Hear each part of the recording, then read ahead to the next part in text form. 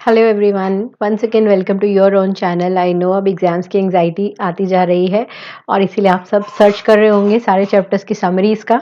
तो अब मैं नेक्स्ट चैप्टर लेकर आई हूँ आपके पास में, दैट इज चैप्टर 4। आप मेरे चैनल पे देखेंगे तो अभी आपको चैप्टर 2 और 3 नहीं इस पे मिलेगा, बुक 2 का, क्योंकि वो सिलेबस में इस साल नहीं है। तो आई एम ट्राइंग कि पहले मैं इस साल का सिलेबस कंटेंट कवर कर लूँ, उसके बाद में बाकी जनरल चैप्टर्स हम डाल लेंगे।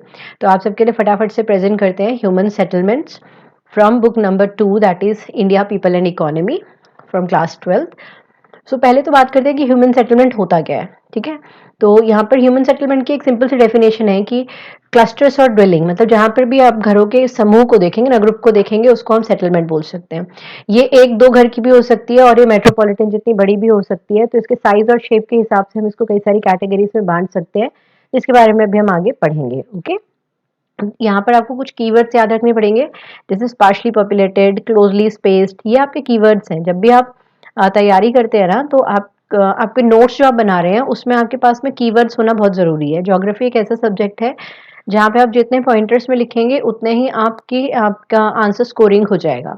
ओके, तो मेक श्योर कि आप कीवर्ड्स को ट्रैप करें और पॉइंटर्स में लिखे, पॉइंटर्स को हेडिंग दें और तब अपना पेपर जो है वो सॉल्व करें। ओके, अब यहाँ पर सबसे पहला डिवीजन जो हमारा होता है सेटलमेंट्स का, ह्यूमन सेटलमेंट्स का, that is between rural and urban settlement. Okay, rural और अर्बन सेटलमेंट्स अब होती क्या है? रूरल सेटलमेंट्स आर बेसिकली दो सेटलमेंट्स जहाँ पर ज्यादातर लोग प्राइमरी एग्रीकल्चर और उससे रिलेटेड एक्टिविटीज में काम कर रहे हैं, मींस प्राइमरी सेक्टर में काम कर रहे हैं। ओके, और यूजुअली ये क्या होता है? स्पार्शली लोकेटेड स्मॉल सेटलमेंट, जिनको हम विलेज कहते हैं। स्पार्शली लोकेटेड मतलब थोड़ा दूरी दूरी पर लोकेटेड होती हैं, उनको विलेज कहेंगे, जिनकी स्पेशलाइज एक्टिविटी क्या होती है? प्राइमरी या एग्रीकल्चर। ओके, इसके उलट पे बिल्कुल क्या आ जाता है? बड़ी बड़ी सेटलमेंट्स जहां पर लोग ज्यादातर किस में एंगेज हैं?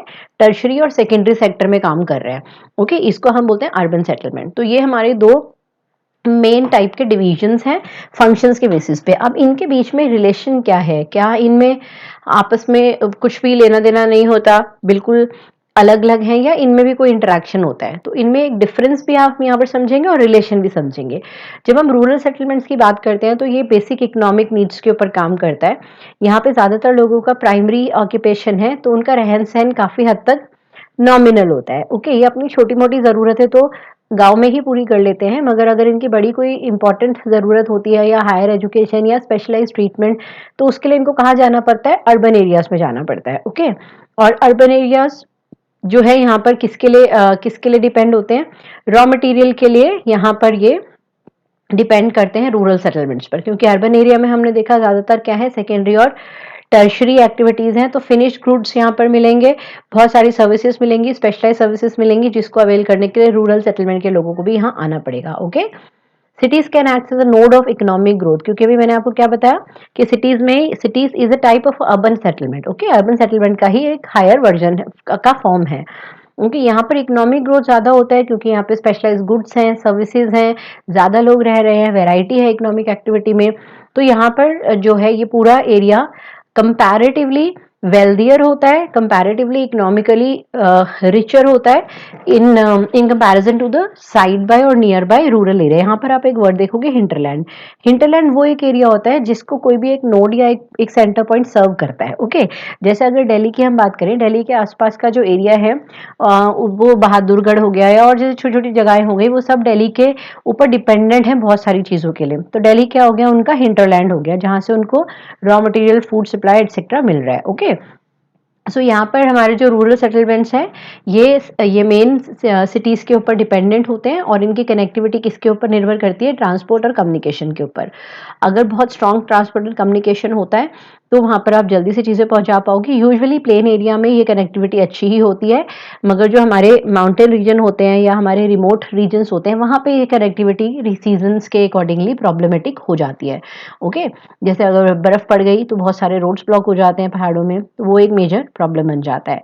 अब इसके अलावा सोशल रिलेशनशिप, रूरल और अर्बन में सोशल रिलेशनशिप कैसा होता है? ये भी बड़ा इंपॉर्टेंट है। अगर आप ध्यान देंगे तो रूरल सेटलमेंट्स में लोग ना एक दूसरे को बहुत अच्छे से जानते होते हैं। उनमें आप किसी भी गांव वाली जगह पे चले जाओगे ना, आप एक से पूछोगे कि मेरे को XYZ के घर जाना है, तो वो उसके घर तक आपको छोड़कर आएगा। Everyone would know everything about different people, okay. तो वो एक एक बहुत क्लोज निट कम्युनिटी में रहते हैं, आसपास में एक दूसरे को जानते हैं, बहुत अच्छे से समझते हैं, और उनके रिलेशनशिप फॉर्मल नहीं होते हैं, ओके। जबकि अगर हम अर्बन एरिया की बात करें, क्योंकि अर्बन एरिया में लोग बहुत अलग अलग जगहों से आकर के रहते हैं, तो एक एप्रीहेंशन होता है कि किससे बात करें, किससे बात नहीं करें, कौन हमारे जैसा होगा, कौन नहीं होगा। तो इसीलिए ना यहाँ पे लाइफ बड़ी कॉम्प्लेक्स है, और क्योंकि यहाँ पर आप मेनली लोग अर्निंग के लिए आते हैं, तो बहुत फास्ट भी है, तो रिलेशनशिप हमारे यहाँ पे फॉर्मल होते हैं, ओके। तो ये मेन 3 पॉइंट्स हैं जिस पर आप डिफरेंस बता सकते हो, और इसी से 2 तरह के क्वेश्चन बन सकते हैं। या तो इसमें डिफरेंस पूछा जा सकता है रूरल और अर्बन पे, या फिर यहाँ पे रिलेशनशिप भी पूछा जा सकता है रूरल और अर्बन पे, okay. So quickly moving to forward, आप सोच रहे हो कि मेरी स्पीड थोड़ी सी ज़्यादा चल रही है, वो इसलिए चल रही है क्योंकि मैं चाहती हूँ आप जल्दी से जल्दी सारे चैप्टर्स की समरीज देख लें, ताकि आप अच्छा स्कोर कर पाएँ। अगर आपने पूरे साल में भी कुछ मिस किया है, तो I really want to ensure कि एटलीस्ट आप इतना बढ़कर जाएँ कि आपके एक बहुत अच्छे मार्क्स आ जाएँ, और geography definitely being one of the most scoring subjects, so last moment पे भी डिसहार्टन नहीं होना है, और बहुत अच्छे से तैयारी करेंगे तो ज्योग्राफी में बहुत अच्छे मार्क्स आने ही आने हैं, okay. Moving to the types of rural settlement, अब यहाँ पर हम इंडिया की बात कर रहे हैं, ओके, वर्ल्ड की बात नहीं कर रहे हैं, क्योंकि ये सेम चैप्टर आप देखोगे आपकी बुक 1 में भी है, बट बुक 1, क्योंकि बुक 1 का ये वाला चैप्टर आपके सिलेबस में नहीं है। हाँ, मगर आप अपने कॉमन यूनिवर्सिटी टेस्ट के लिए उसको ज़रूर तैयार कीजिएगा, वो वहाँ पर सिलेबस में है, ओके। अब यहाँ पर हम क्या देखते हैं कि इंडिया में हमें बहुत सारे ऐसे गांव देखने को मिलते हैं जहाँ पे हंड्रेड्स ऑफ हाउसेस हैं, है ना, जो क्लस्टर्ड है, कॉम्पैक्ट हैं, बहुत ज़्यादा घनी आबादी वाले हैं, ओके। मगर इसके साथ साथ में कुछ ऐसी जगहें भी हैं जहाँ पर 1 या 2 घर के भी आपको गांव देखने को मिल जाएंगे। तो ऐसे कौन से फैक्टर्स हैं जो ये वैरायटी हमें देखने को मिल रही है, ओके। सो ये फैक्टर्स जो इन्फ्लुएंस करते हैं साइज और शेप को रूरल सेटलमेंट्स की, वो यहाँ पर आपके लिस्ट किए गए हैं, ओके। इसमें यहाँ पर हम क्या देख सकते हैं, पहला आता है physical factor, nature of terrain decide करेगा, altitude, climate, availability of water, ये आप याद करें तो ये क्या हो गया, आपके फिजिकल फैक्टर्स हो गए। फिजिकल फैक्टर्स डिसाइड करेंगे कि कैसी शेप होगी, अगर बहुत ऊंचाई पर कोई जगह है तो वहां पर ज्यादा घर नहीं होंगे, अगर बहुत तीखी ढलान वाली जगह है तो वहां पर भी ज्यादा घर नहीं मिलेंगे, जबकि अगर फ्लैट लैंड है तो आपको बहुत घने वहां पे मकान मिलेंगे, ओके। क्लाइमेट के अकॉर्डिंगली शेप बदलती है, ज्यादा बारिश वाली जगहों पर ढलान वाली छतों वाले घर आपको देखने को मिलेंगे, ओके। रूरल एरिया में जो कंस्ट्रक्शन का मटेरियल भी होता है वो भी डिफरेंट डिफरेंट ज्योग्राफिकल एरिया के हिसाब से चेंज होता है, कहीं पर आपको मिट्टी के घर मिलेंगे, कहीं पत्थर के घर मिलेंगे। और अब आप देखोगे तो नॉर्दर्न प्लेन्स में ज़्यादातर जगहों पर आपको कैसे घर मिलने लग गए, कंक्रीट के घर मिलने लग गए हैं। ओरिजिनली ऐसा नहीं होता था, ओरिजिनली जहाँ पे जो भी रॉ मटेरियल अवेलेबल होता था ना, उसी उसी मटेरियल के घर मिला करते थे, ओके। नेक्स्ट आता है कल्चर और एथनिक फैक्टर। कल्चर में कई कई गांव होते हैं जहाँ पर कास्ट के अकॉर्डिंगली या फिर सोशल स्टेटस के अकॉर्डिंगली एक एरिया डिसाइडेड होता है कि यहाँ पर ये वाली कास्ट रहेगी, यहाँ पे दूसरी वाली कास्ट रहेगी, सो अकॉर्डिंगली लोगों को वो नॉर्म्स फॉलो करना पड़ता है। ऐसे ही रिलीजन के बेसिस पर भी कुछ गांव डिसाइड किए जाते हैं, बसे जाते हैं, रिलीजन, कास्ट हो गया, सोशल स्ट्रक्चर हो गया, तो ऐसी बहुत सारी चीज़ें हैं जो गांव के शेप और साइज को डिसाइड करती है। इसके अलावा सिक्योरिटी एक बहुत बड़ा फैक्टर है, क्योंकि पुराने टाइम में जो गांव होते थे वो काफ़ी दूर हुआ करते थे ऐसे एरिया से, और आज भी इनफैक्ट बहुत सारे ऐसे गांव हैं जो डिफेंस के मेजर पॉइंट से थोड़े दूर हैं, ओके। तो वहां तक अच्छा एकदम से कोई भी दुर्घटना हो जाए, कोई भी प्रॉब्लम आ जाए तो हेल्प पहुंचाना मुश्किल है। तो ऐसे में अगर लोग अलग अलग रहेंगे, दूर दूर घर बनाएंगे, तो उनके लिए सिक्योरिटी एक बहुत बड़ा थ्रेट हो जाएगी।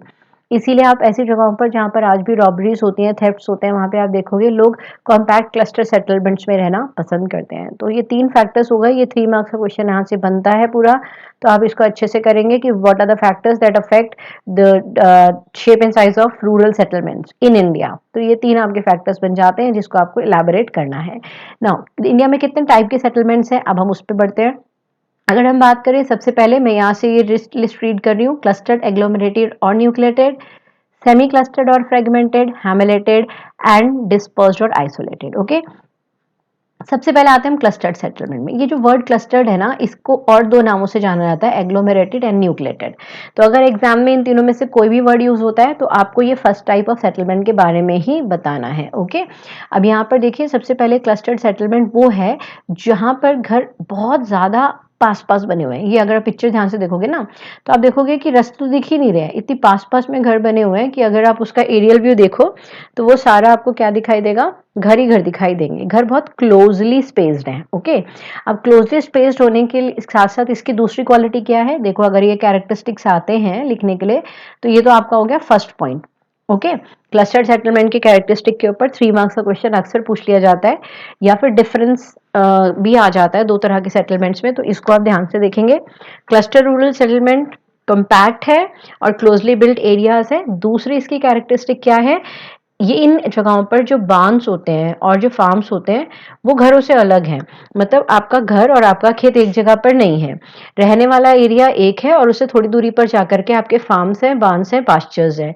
ओके। तो जैसे फॉरेन में हम देखते हैं ना कि लोगों का एक ही जगह पे बान भी है, बान होते हैं जहाँ पे आप एनिमल्स को रख रहे हो, फार्म जहाँ पे आप फसल उगा रहे हो, पास्चर जहाँ पे आप जानवरों को चरा रहे हो। ओके। तो ये सारी जगहें जो है ये गाँव से बाहर होंगी, बाहर की तरफ पर होंगी, खुली जमीनों में होंगी। तो लोग एवरीडे जाएंगे अपने खेतों पर, काम करेंगे और वापस गांव में आएंगे। ओके। तो ये हो गया सेकंड कैरेक्टरिस्टिक। थर्ड कैरेक्टरिस्टिक क्या है, ये जो क्लोजली बिल्डअप एरिया है इसमें बीच बीच में आपको स्ट्रीट्स जो है, स्ट्रीट के पैटर्न्स दिखाई देंगे जो कि ज्योमेट्रिकल फिगर्स बनाते हुए दिखाई देते हैं। जैसे हो सकता है भाई रेडियल हो, कहीं लीनियर है, कहीं रेक्टेंगुलर है। तो ये चीजें ना हमें सामने से देख के नहीं समझ में आती हैं, जब हम ऊपर से एरियल फोटोग्राफ लेते हैं तो हमें इनके पैटर्न्स दिखाई देते हैं। और ये पैटर्न्स जो हैं इनको आपको, अगर आप फर्स्ट बुक में देखेंगे तो वहां पर आपको ये पैटर्न्स बहुत क्लियरली दिखाई देंगे। यहाँ पे मैं आपको थोड़ा सा समझा देती हूँ कि ये होते क्या है, रेक्टेंगुलर और ये ज्योमेट्रिक शेप्स बेसिकली क्या हैं। Okay, just give me a minute. Okay, यहाँ पे हम समझने की कोशिश करते हैं कि जैसे लीनियर सेटलमेंट मतलब आपका कोई भी एक स्ट्रक्चर जो है वो स्ट्रेट लाइन में जा रहा है। ये एक रिवर हो सकती है, ये एक आपकी नदी भी हो सकती है। नदी में आपका थोड़ा सा ये टेढ़ा होगा, मतलब उसके रूट के अकॉर्डिंगली डिफाइन होगा। और उसी के साइड साइड पर क्या बने होंगे, घर बने होंगे। ओके, उसी के साइड साइड पर क्या बने होंगे, घर बने होंगे। तो आप देखोगे कि जितने भी ऐसे एरियाज होते हैं जहाँ पर ये स्ट्रेट लाइन में कोई हमारा मेन लैंडफॉर्म या मेन डिसाइडिंग फैक्टर चल रहा है, it can B railway, it can B roadway, important highway हो सकता है, ठीक है, या फिर कोई नदी हो सकती है। तो ये आपको घर कैसे मिलेंगे, उसके आसपास लीनियर पैटर्न में उसके आसपास में घर मिलेंगे। तो ये हो गया हमारा लीनियर पैटर्न। ओके। अब लीनियर पैटर्न के बाद में हमारा आ जाता है यहाँ पर सर्कुलर पैटर्न। सर्कुलर पैटर्न क्या होता है कि कोई नदी है, सॉरी कोई तालाब है, या कोई एक इम्पॉर्टेंट सेंट्रल पॉइंट है, कोई टेम्पल हो सकता है, कोई अदर रिलीजियस प्लेस हो सकती है, और सारे घर उसके अराउंड बने होंगे। ठीक है, सारे घर उसके अराउंड बने होंगे। तो ये हमें ऊपर से देखने में क्या दिखाई देगा, ये कैसी सेटलमेंट होगी जिसके आसपास में गोलाकार में घर है। ज्यादातर जो मछुआरों के घर होते हैं ना वो इस किस्म के होते हैं। ओके, तो सर्कुलर पैटर्न में हमें दिखाई देते हैं यहाँ पर। इसके बाद में हम देखते हैं कि एक और तरह का आपको घर यहाँ पे कैसे पैटर्न क्या दिखाई दे सकता है।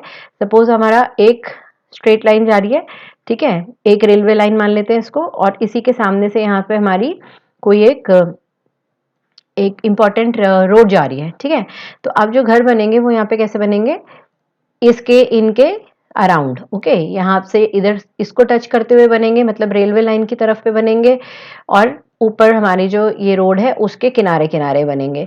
तो इसका पैटर्न हमारे को कैसा दिखाई देगा, अगर ये जो पूरा हम पैटर्न बना लेंगे, ऊपर से देखने में ये हमें लगभग टी जैसा दिखाई देगा। ठीक है, तो ये इसको हम टी आकार भी बोल सकते हैं। Okay, T shape. तो आप इसको प्रॉपर बिल्ड करेंगे तो ये टी जैसा दिखेगा। और कैसी शेप हो सकती है, और शेप हो सकती है हमारी, अगर एक इंपॉर्टेंट रेलवे लाइन यहाँ से जा रही है और यहाँ से एक आर्टिकुलर रोड आ रही है, तो अब हमारे घर कहाँ पे बनेंगे, हमारे घर इनके बीच में इन हिस्सों पे बनेंगे। ओके, तो ये कैसा बन जाएगा, ये हमारा बन जाएगा वाई शेप बन जाएगा। ओके, ये वाई शेप, इस वाले हिस्से में घर बनेंगे। ओके, इस वाले हिस्से में घर बनेंगे और यहाँ पे घर बनेंगे, तो ये वाई शेप हमारा बन जाएगा। इसके अलावा और कौन से हो सकते हैं, सर्कुलर हो गया, लीनियर हो गया, रेक्टेंगुलर हमारे घर होते हैं। रेक्टेंगुलर हमारा जब बिल्कुल प्लेन एरिया होता है तो उसमें हमारे जो घर बनेंगे उसके बीच में हमारी जो रोड्स होती हैं, रोड्स हमारी परपेंडिकुलर होती हैं। जैसे आपने हड़प्पा के बारे में पढ़ा होगा ना, वहां पर हड़प्पा में जो घर बना करते थे उनकी रोड्स हमारी परपेंडिकुलर होती थी। ओके, तो इस तरह की रोड्स यहाँ पर आपको देखने को मिलेंगी जो बीच में काटती हैं। कलर सेम आ रहा है जिसको मैं अभी करेक्ट नहीं कर पा रही हूँ, तो आई थिंक आपको कंसेप्ट समझ आ ही रहा होगा यहाँ पर कि परपेंडिकुलर रोड्स कट रही हैं। इसके बाद में हमारा एक और तरह का पैटर्न यहाँ पर हम बात करेंगे जिसको हम बोलते हैं star like pattern. Star like pattern हमारा क्या होता है, जब बहुत सारी इंपॉर्टेंट रोड्स कन्वर्ज कर रही हैं या रेलवे लाइंस कन्वर्ज कर रही हैं तो जो घर बनेंगे वो बीच में बनेंगे। तो ऊपर से आप देखोगे तो ये कैसा लगेगा, स्टार की तरह दिखाई देगा। ओके, सो ये हमारे हो गए पैटर्न्स। ओके, डिफरेंट हैं। अब नेक्स्ट का हम आते हैं शेप के अकॉर्डिंगली। तो ये हमारी ज्योमेट्रिकल शेप्स हैं जो आपको देखने को मिल सकती हैं। ठीक है, आगे बढ़ते हैं।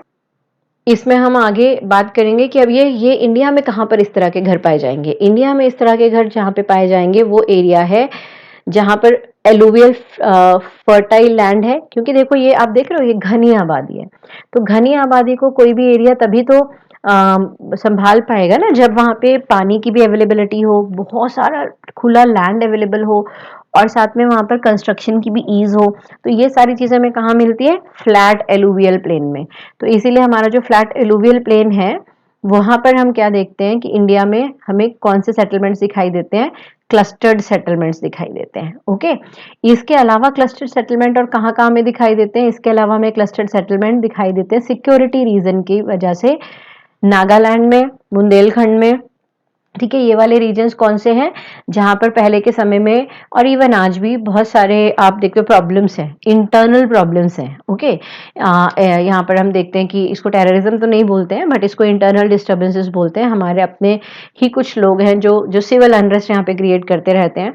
तो यहाँ पर उन चीज़ों से बचने के लिए लोगों के लिए बहुत ज़रूरी है कि वो एक क्लोज कम्युनिटी में रहें, दूर दूर घर ना बनाएं। इसके अलावा तीसरी एक और जगह है जहाँ पर हमें ऐसे ही घर मिलेंगे, वो है राजस्थान। राजस्थान की तरफ पे हमें ऐसे घर क्यों मिल रहे हैं? क्योंकि राजस्थान में पानी की स्केर्सिटी है, तो जहाँ पे भी पानी का सोर्स होगा वहां पे लोग रहेंगे। ओके, तो यहाँ पर एक 5 मार्क्स का आंसर आपका पूरा तैयार हो गया, जिसमें 3 तो कैरेक्टरिस्टिक्स हो गई।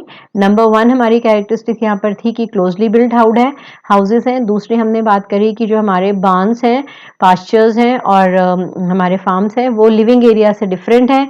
फिर हमने देखा कि स्ट्रीट्स के पैटर्न हैं जिससे रिकॉग्नाइजेबल पैटर्न्स बनते हैं जो बेसिकली ज्योमेट्रिकल शेप के हैं। फिर हमने 3 और जगहों की बात करी कि ऐसे हमें कहाँ कहाँ मिलेंगे इंडिया में। फर्टाइल एलुवियल प्लेन में मिलेंगे, नॉर्थ ईस्टर्न स्टेट्स में मिलेंगे, जिसमें हमने बुंदेलखंड की भी एक बात करी। नॉर्थ इंडिया नहीं है बुंदेलखंड बट रीजन थोड़ा रिमोट है। ओके, और नागालैंड हो गया, और राजस्थान में वाटर स्केर्सिटी। तो रीजन सबके अलग है। फर्टाइल एलुवियल प्लेन में क्यों मिलेगा कॉम्पैक्ट सेटलमेंट? क्योंकि यहाँ पे पानी की अवेलेबिलिटी है, अच्छे सॉइल की अवेलेबिलिटी है, एग्रीकल्चर इजीली हो सकता है, कंस्ट्रक्शन इजीली हो सकता है। ओके, नागालैंड में या नॉर्थ ईस्ट में मिलेगा सिक्योरिटी रीजंस की वजह से, इवन बुंदेलखंड में भी। ओके, और राजस्थान में ये सेटलमेंट मिलेगा हमें पानी की कमी की वजह से। तो ये आपका रीजन और असर्शन में ये क्वेश्चंस पूछे जा सकते हैं, तो इसको उस पॉइंट ऑफ व्यू से भी जरूर याद करें। ओके, नेक्स्ट हम बढ़ते हैं सेमी क्लस्टर्ड की ओर। सेमी क्लस्टर्ड सेटलमेंट्स जो है वो क्लस्टर्ड के हिसाब से थोड़ी कम घनी होती है।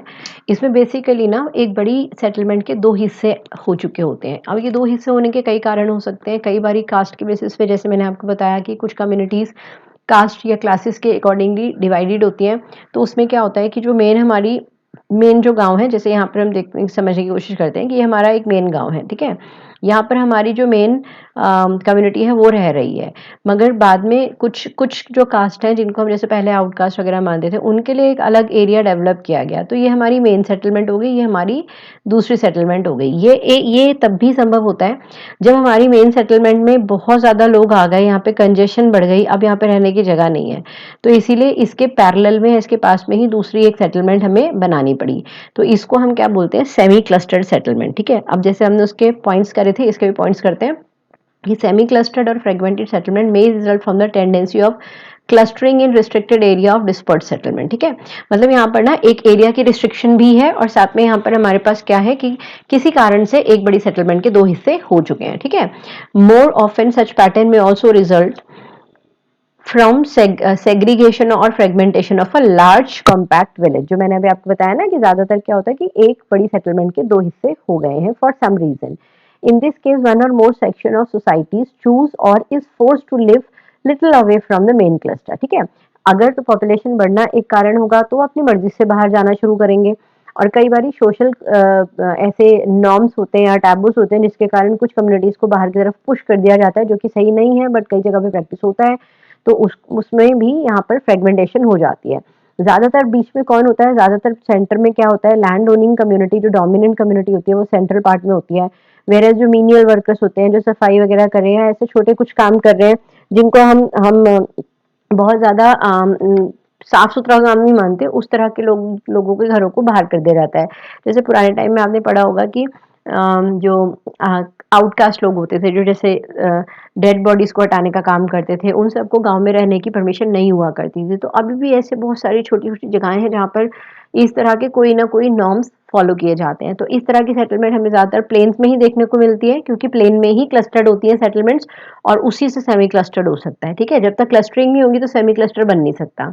तो हाईएस्ट जो जो कम्पैक्ट होगी, जो बहुत ज़्यादा घनी है वो क्लस्टर्ड हो गई, जो उससे कम घनी है वो क्या होगी, सेमी क्लस्टर्ड। ठीक है, ये कहाँ पे मिल रही है, गुजरात और राजस्थान में हमें मिल रही है।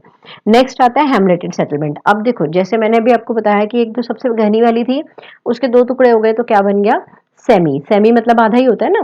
ठीक है, अब हेमलेटेड जो है ये कई सारे टुकड़ों में बटी हुई सेटलमेंट है, मगर इसमें कारण ज्यादातर क्या होता है, फिजिकल सेपरेशन है। एक यूनिट दूसरे से फिजिकली सेपरेटेड है। ठीक है, मतलब एक गांव है यहाँ पर, अगर हम देखें कि एक यहाँ पर गांव है, दूसरा यहाँ पर उसी गांव का दूसरा हिस्सा है, उसी गांव का ये तीसरा हिस्सा है, इस उसी गांव का ये चौथा हिस्सा है, मगर इनके बीच में क्या होगा, इनके बीच में या तो कोई जंगल होगा, ठीक है, या तो कोई यहाँ पर से नदी या नाला बह रहा होगा, तो कोई ऐसा फिजिकल बैरियर होगा जिसकी वजह से ये कई सारे हिस्सों में बट गई है। ओके, तो sometime settlement is fragmented into several units physically separated from each other. Okay, they are physically separated, ये ध्यान रखिएगा। और इनको हम लोकल लैंग्वेज में क्या बोल सकते हैं, ये क्वेश्चन कई बार एमसीक्यू में आ जाता है। तो ये हम इनको बोलते हैं पन्ना पारा पल्ली नांगल धानी। ये सब किसके नाम है, ये हैमलेटेड सेटलमेंट के नाम है। तो ध्यान रखिएगा, एमसीक्यू में कई बार क्वेश्चन आता है। ओके, अब ये यहाँ पर क्या होता है, यहाँ पर एक तो रीजन हमारा फिजिकल हो गया, बट कई बारी एथनिक ग्रुप्स भी होते हैं। जैसे एक ही ट्राइब होता है, उसके कुछ सब ट्राइब्स होते हैं, है ना। जैसे नागा ट्राइब एक बड़ा ट्राइब है, बट नागा में भी और बहुत सारे उसके छोटे छोटे डिविजन्स होते हैं। ओके, तो वो सारे लोग जो है अपना एक अलग अलग छोटा छोटा गांव बना के रहना पसंद करते हैं। तो ये एथनिक कारण भी हो सकता है, सोशल कारण भी हो सकता है बड़ी सेटलमेंट का कई छोटे हिस्सों में बट जाने के लिए। ओके, इस तरह के गाँव, इस तरह के सेटलमेंट्स में कहाँ मिल रही है, ये ज्यादातर हमें मिडिल और लोअर गंगा प्लेन में मिलेगी, और छत्तीसगढ़ एंड लोअर वैलीज में मिलेगी, हिमालय के रीजन में। ओके, छत्तीसगढ़ एक्चुअली वर्ड ही कहाँ से आया है, यहाँ पर 36 गढ़ थे एक टाइम पर। ओके, तो मतलब वो सारे अलग अलग हेड्स के अंडर थे वो एरिया। तो ये क्या हो गया, ये हैमलेटेड एग्जाम्पल का, हैमलेटेड सेटलमेंट का एक परफेक्ट एग्जाम्पल यहाँ पर हमारा बनता है। Okay, moving forward we move to the disperse settlement. अब ये वो सेटलमेंट्स हैं जहाँ पर बहुत ही कम आबादी है, घर बहुत दूर दूर हैं, और ज़्यादातर इसके पीछे कारण है फिजिकल। ओके, तो ये कैसी जगहों पर होगा, जो डिस्पर्स सेटलमेंट है, आइसोलेटेड सेटलमेंट पैटर्न्स है, और ये हमें कहाँ पे मिल रहा है, रिमोट जंगल्स में मिलेगा।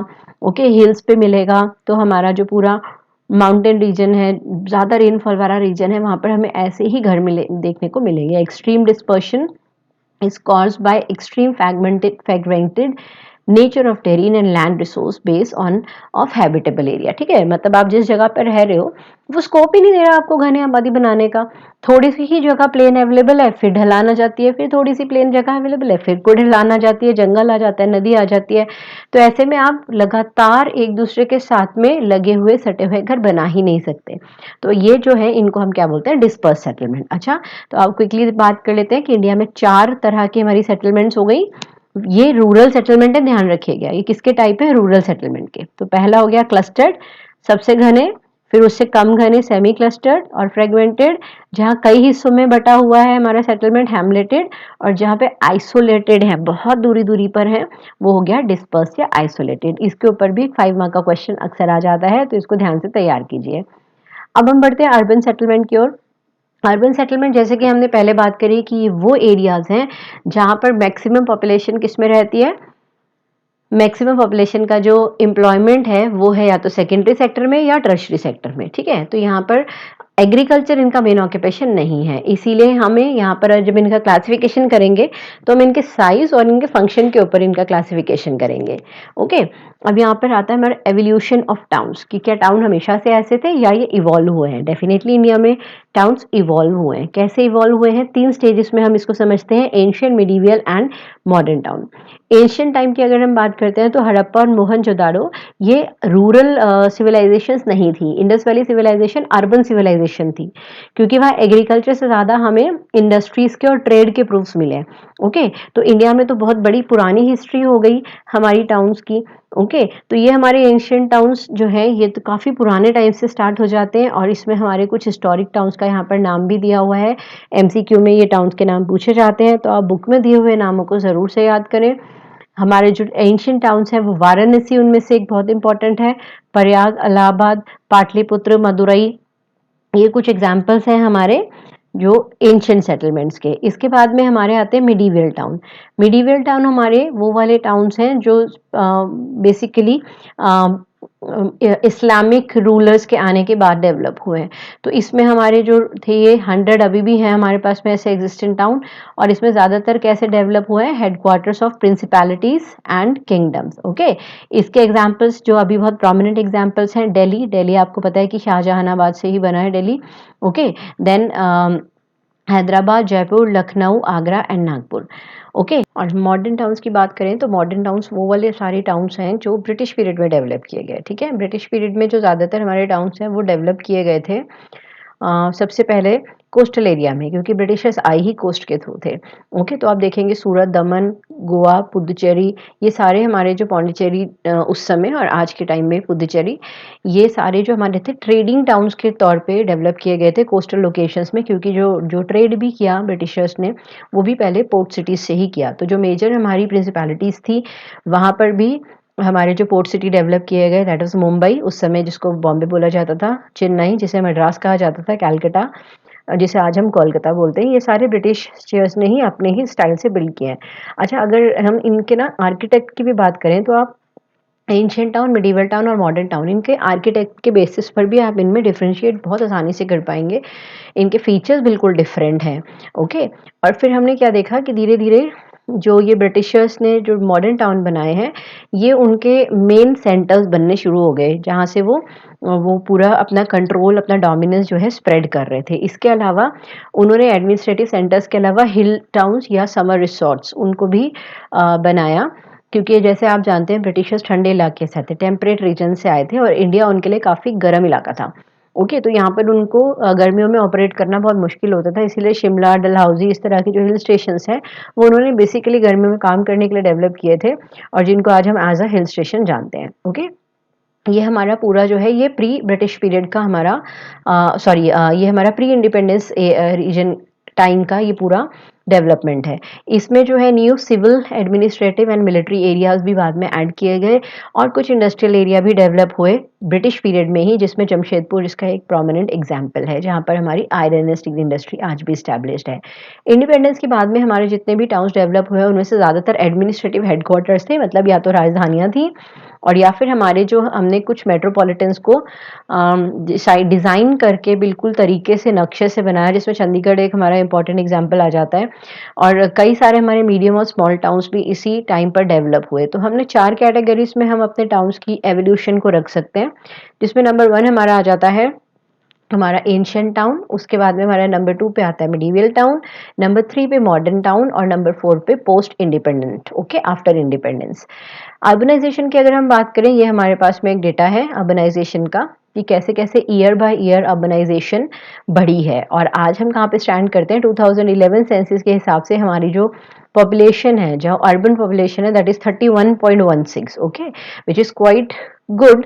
और ये अब तो 2021 सेंसस क्योंकि हो नहीं पाया तो एक्चुअल में ये फिगर काफ़ी बढ़ चुका होगा, बट हम बुक में 2011 सेंसस पर ही बात करेंगे। ओके, तो ये अर्बनाइजेशन हमारा जो है ये हाल के सालों में काफ़ी इंक्रीज हुआ है।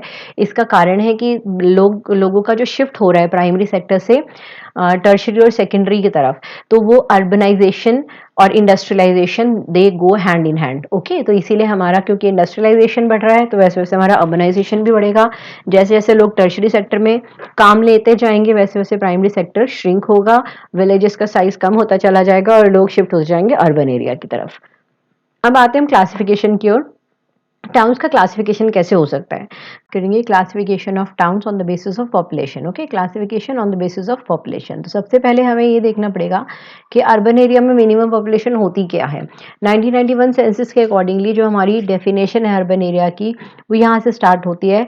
मिनिमम पॉपुलेशन जहाँ पर हमारी होती है 5000। ओके, तो कोई भी अर्बन एरिया जहाँ पर पॉपुलेशन 5000 होगी, कोई भी एरिया जहाँ पे पॉपुलेशन 5000 होगी, डेंसिटी ऑफ पॉपुलेशन 400% पर स्क्वायर किलोमीटर होगा, और जहाँ की 75% पॉपुलेशन नॉन एग्रीकल्चरल वर्क में या सेकेंडरी या टर्शरी में एम्प्लॉयड होगी, उसको हम क्या बोलेंगे, अर्बन एरिया।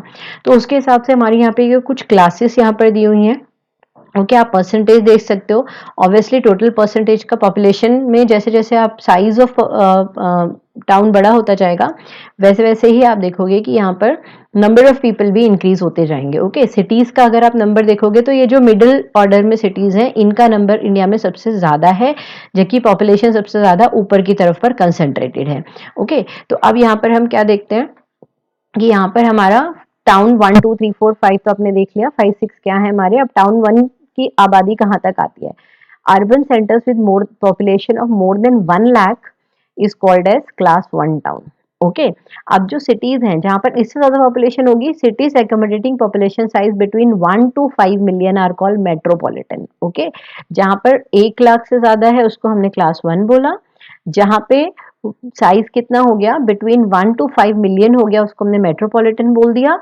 और फिर जब 1 से 5 मिलियन हो गया, जब सॉरी अबव 5 मिलियन हो गया, तब हमने उसको बोल दिया मेगा सिटी। तो ये अलग से डेफिनेशंस पूछी जा सकती है मेट्रोपॉलिटन की और मेगा की। ठीक है, तो ये आप ध्यान रखेंगे कि 1 to 5 मिलियन हो गया मेट्रोपॉलिटन, एंड अबव 5 हो गया, मिलियन है यहाँ पर, ये ध्यान रखना, लाख नहीं है, मेगा सिटी। ओके, अब मेजॉरिटी ऑफ मेट्रोपॉलिटन और मेगा सिटी आर अर्बन एग्लोमरेशंस। अब ये क्या है अर्बन एग्लोमरेशन? एग्लोमरेशन वर्ड का मतलब होता है क्लस्टरिंग। ओके, तो क्लस्टर्स बन रहे हैं। क्लस्टर कैसे बन रहे हैं? यहाँ पर 3 तरीके बताए हुए हैं कि क्लस्टर कैसे बन सकते हैं। अब यहाँ पर भी ये 3 मार्क्स का क्वेश्चन है, तो इसको ध्यान से देखिएगा कि 3 तरीके से अर्बन एग्लोमरेशन कैसे डेवलप होता है। नंबर 1 हो सकता है town and it's adjoining outgrowth. Outgrowth का मतलब होता है कि टाउन ना जब बड़े होते हैं तो आसपास के रीजन में फैलने शुरू हो जाते हैं।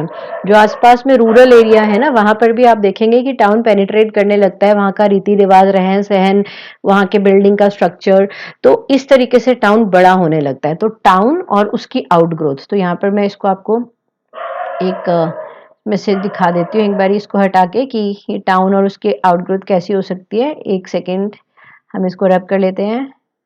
यहाँ पे मुझे थोड़ी सी टेक्निकल डिफिकल्टीज आ रही हैं क्योंकि मुझे अभी ये अच्छे से यूज़ करना नहीं आ रहा है, बट क्योंकि मुझे बहुत जल्दी ये वीडियोस बनाने थे तो मैंने इन टेक्निकल पार्ट्स को इग्नोर करके सोचा कि आप लोगों को बेसिक समझ में आ जाए, इतना बस मैं किसी तरह से मैनेज कर लूँ। ओके, सो यहाँ पर हम देखते हैं कि जैसे ये हमारा एक मेन अर्बन एरिया है। ठीक है, अब ये यहाँ पर जैसे जैसे ग्रो करेगा, आसपास के रूरल एरियाज में पेनिट्रेट करेगा। ओके, तो इसको पूरे को हम क्या बोलेंगे, अर्बन एग्लोमरेशन। ये एक तरीका है अर्बन एग्लोमरेशन के डेवलप होने का कि मेन टाउन और उसकी आउटग्रोथ जो कि रूरल एरिया में पेनिट्रेट कर रही है। ओके, ये पहला तरीका हो गया। What could be the next thing? दूसरा हो सकता है टू और मोर कॉन्टिजियस टाउन्स विद और विदाउट देयर आउटग्रोथ। और दूसरा तरीका क्या हो सकता है, ये हमारा टाउन ए है, ये हमारा टाउन बी है। ओके, और टाउन ए और टाउन बी दोनों, town A and town B दोनों धीरे धीरे आकार में बड़े होते जा रहे हैं। ओके, दोनों धीरे धीरे बड़े होते जा रहे हैं और एक ऐसा टाइम आएगा कि इनकी बाउंड्रीज को डिस्टिंग्विश करना मुश्किल हो जाएगा कि कहाँ पे ए खत्म हो रहा है, कहाँ पे बी शुरू हो रहा है। ओके, तो या तो ये दोनों टाउन या फिर इन टाउन्स की आउटग्रोथ को भी हम साथ में ले लें, काउंट कर लें, क्योंकि हो सकता है कि ये टाउन इकट्ठा बड़ा ना हो, इनके आउटग्रोथ आपस में मर्ज हो जाएं। ओके, तो ये जब दोनों मर्ज हो गया तो ये एक बड़ा सा रीजन बन जाएगा, इसको भी हम क्या बोलेंगे, अर्बन एग्लोमरेशन। ओके, तो पहला क्या हुआ कि टाउन और उसके एडजॉइनिंग आउटग्रोथ। दूसरा क्या हुआ, टू और मोर कंटीजियस टाउन्स विद और विदाउट देयर आउटग्रोथ। और तीसरा होता है सिटी एंड वन और मोर एडजॉइनिंग टाउन विद और their without their outgrowth. So city and one और मोर एडजॉइनिंग टाउन्स, मतलब यहाँ पर हम एक बड़ी सिटी की बात कर रहे हैं और उसके साथ में एक छोटा टाउन। ठीक है, तो वो दोनों इकट्ठा ग्रो कर रहे हैं और छोटे टाउन की आउटग्रोथ, सिटी की आउटग्रोथ, ये सब मर्ज हो गया आपस में, तो ये भी हमारा क्या बन जाएगा, अर्बन एग्लोमरेशन।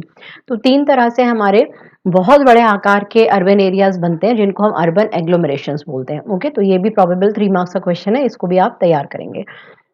इसके बाद में हमारे यहाँ पर ये मेजर नाम आ जाते हैं, ये आपके मैप वर्क में भी है।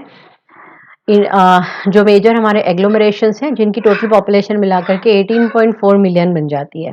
Okay, then these are certain facts that if you can remember तो आप इसको पढ़ सकते हैं। अब आता है मेरा लास्ट और बहुत important part, that is functional classification of towns. मैंने आपको पहले ही भी बोला था कि हम जब रूरल एरिया को क्लासीफाई करेंगे तो उसके शेप और उसके साइज के अकॉर्डिंगली करेंगे मेनली, बट हम टाउन्स को उसके फंक्शन के हिसाब से करेंगे, क्योंकि रूरल एरिया का जो मेन फंक्शन होता है वो तो एग्रीकल्चर और उसकी अलाइंड एक्टिविटीज ही होता है, मगर अर्बन एरिया के बड़े वेराइटी ऑफ फंक्शंस होते हैं। ओके, सो ये जो वेराइटी ऑफ फंक्शंस हैं इसकी वजह से हम अलग अलग उसको कैटेगरीज में रख सकते हैं। Number 1 is administrative town and cities. जो भी हमारे एडमिनिस्ट्रेशन के हेडक्वार्टर्स हैं, चाहे वो डिस्ट्रिक्ट हेडक्वार्टर हो, नेशनल कैपिटल हो, स्टेट की कैपिटल हो, न्यू दिल्ली, भोपाल, शिलोंग, जितने भी हमारे कैपिटल सिटीज हैं ये सारे हमारे एडमिनिस्ट्रेटिव टाउन्स और सिटीज में आते हैं। यहाँ पर एग्जाम्पल जरूर याद कीजिएगा, क्योंकि ये आपके मैच द फॉलोइंग में क्वेश्चन अक्सर आता है और बहुत प्रोबेबल क्वेश्चन है, जहाँ पे आपको डिफरेंट सिटीज को उनके फंक्शन के साथ में मैच करना पड़े। ओके, या फिर ये पूछा जा सकता है कि इनमें से कौन सा करेक्टली मैच्ड नहीं है या करेक्टली मैच्ड है। ओके, इंडस्ट्रियल टाउन में यहाँ पर एग्जांपल्स दिए। इंडस्ट्रियल टाउन का मेन फंक्शन क्या है? देखिए यहाँ पर ना एक चीज को क्लियर रखिए दिमाग में कि ऐसा नहीं होता कि एक टाउन में सिर्फ एक ही तरीके का फंक्शन होता है। ओके, मगर जो उसका प्रोमिनेंट फंक्शन है, जैसे आपकी जो टीचर होती हैं स्कूल में, वो टीचर भी है, वो मदर भी हैं, हो सकता है उनको अच्छी ड्राइंग भी आती हो सकता है वो आर्टिस्ट भी हो, मगर आप उनको किस रोल में सबसे ज्यादा जानते हो? As a teacher. ओके, तो आपकी नजर में उनका मेन फंक्शन टीचर का है। ऐसे ही टाउन्स में बहुत सारी चीजें होती हैं, मगर जिसके लिए वो जाना जाता है, जो उसकी सबसे बड़ी क्वालिटी है, स्पेशलिटी है, उसके हम उसको डिफाइन करेंगे। ओके, तो एडमिनिस्ट्रेटिव टाउन हमारे वो हो गए जहाँ पे एडमिनिस्ट्रेटिव चीजें सबसे ज्यादा हो रही हैं। इंडस्ट्रियल टाउन, जैसे कि नाम बता ही रहा है, इंडस्ट्रीज के लिए अपने जाना जाता है, जैसे मुंबई हो गया, सेलम हो गया, कोयम्बटूर, मोदी नगर, जमशेदपुर, हुगली, भिलाई। ट्रांसपोर्ट सिटीज, ये इंपॉर्टेंट जंक्शंस हैं, ठीक है, जहां पर हमारे कोई पोर्ट हो सकते हैं, कोई मेजर रेलवे लाइंस हो सकती हैं, कहीं पर सामान उतारने चढ़ाने की सुविधा हो सकती है। तो ये जितने भी हमारे एरियाज होंगे इनको हम ट्रांसपोर्ट सिटी बोलेंगे, जिसमें आप देख रहे हो कि ये सारे पोर्ट सिटीज हैं। कांदला, कोची, कोझिकोड, विशाखापट्टनम, ये पोर्ट सिटीज हैं।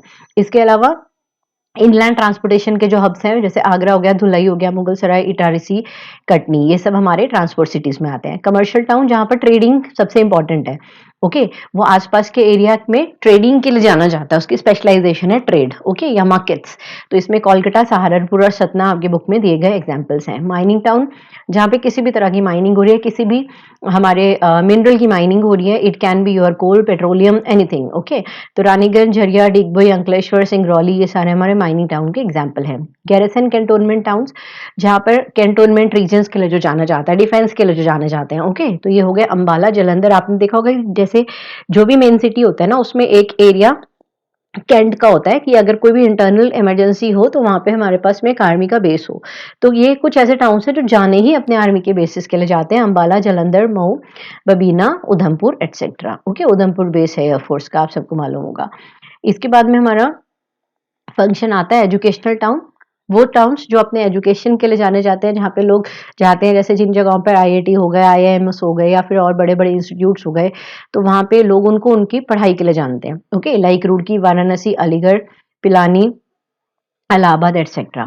कुछ टाउन्स का जो मेन फंक्शन है वो रिलीजन और कल्चर है, जैसे कि वाराणसी है, मथुरा, अमृतसर, मदुरई, ये सारे हमारे किस लिए जाने जाते हैं? जैसे अमृतसर गोल्डन टेम्पल के लिए जाना जाता है, कल्चरल रीजन है, रिलीजियस रीजन है। वाराणसी संगम भी है, कल्चरल एरिया भी है ना? तो ये भी अपने रिलीजन और कल्चर के लिए जाना जाता है। तो ये सारे यहाँ पर आ गए आपके कल्चर और रिलीजन। कुछ टाउन्स ऐसे हैं जो टूरिस्ट के बीच में बड़े पॉपुलर हैं, गर्मी में या सर्दी में लोग यहाँ पर जाना पसंद करते हैं, जैसे नैनीताल हो गया, मसूरी हो गया, शिमला हो गया। ये मेनली टूरिस्ट अट्रैक्शन है, इसीलिए इनको हम टूरिस्ट टाउन कहते हैं। ओके, तो ये हमारा डिवीजन हो गया on the basis of function. तो हमने दो तरह के अर्बन के क्लासिफिकेशन करे, एक on the basis of size, एक on the basis of function. तो एग्जाम में इनमें से कोई भी आए तो आप ध्यान से कीजिएगा कि क्या पूछा गया है। ओके, और ये मैंने आपको बताया कि मैच द फॉलोइंग की पॉइंट ऑफ व्यू से इसको जरूर तैयार करें।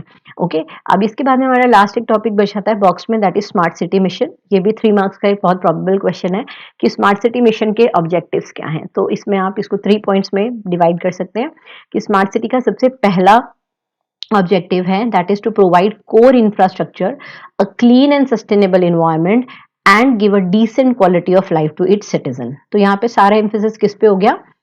इंफ्रास्ट्रक्चर के ऊपर और सस्टेनेबल इन्वायरमेंट पे। जब ये दोनों चीज़ें आ जाएँगी तो हमें एक डिसेंट क्वालिटी ऑफ लाइफ मिलेगा, है ना? जैसे हम गार्बेज के हीप्स देखते हैं जगह-जगह, टूटी-फूटी सड़कें या टूटे हुए मकान, ऐसा कुछ नहीं, वेरी नीट, यू नो।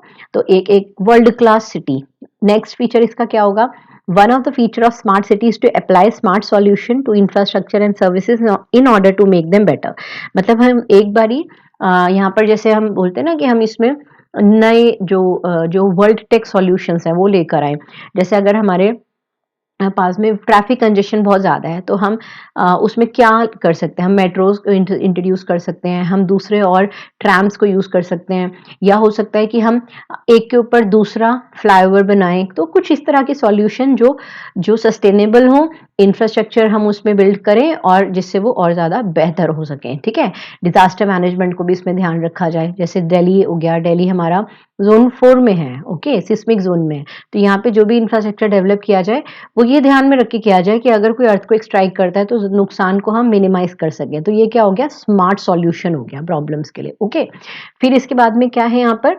अच्छा, इसमें एक और भी चीज़ क्या है? Using fewer resources and providing cheaper services, क्योंकि सस्टेनेबल भी तो बनाना है ना। तो ये पॉइंट्स को आप यहाँ पर ना, ये शुरू वाले पॉइंट्स को ही आपको ध्यान रखना है और उन्हीं को इलैबोरेट करना है।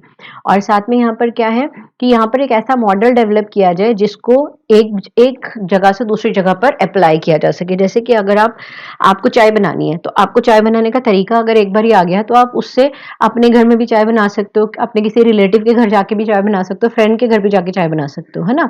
तो यहाँ पर भी एक ऐसा तरीका आपको डेवलप करना है जिस मॉडल को हम रेप्लिकेट कर सकें, जिस मॉडल को हम आइडियली किसी भी और अर्बन एरिया को डेवलप करने के लिए यूज कर सकें। ओके, तो एक ब्लूप्रिंट तैयार करना है बेसिकली। तो ये 3 पॉइंट्स हमारे स्मार्ट सिटी मिशन के हैं, जो आगे आने वाले हम सिटीज को प्लान कर रहे हैं, वो इन्हीं गाइडलाइंस के ऊपर हम प्लान कर रहे हैं। So this was all about this chapter. ये बहुत इजी चैप्टर है, बहुत स्कोरिंग चैप्टर है, और इसमें से एक क्वेश्चन प्रोबेबल 5 मार्क्स का और साथ में आपके एमसीक्यू आते ही आते हैं, तो इसको बहुत अच्छे से ध्यान से तैयार करें। Very easy chapter, okay. तो नेक्स्ट चैप्टर जल्दी लेके आती हूँ, तब तक के लिए इस चैप्टर को अच्छे से तैयार कीजिए। Bye bye, take care, thank you.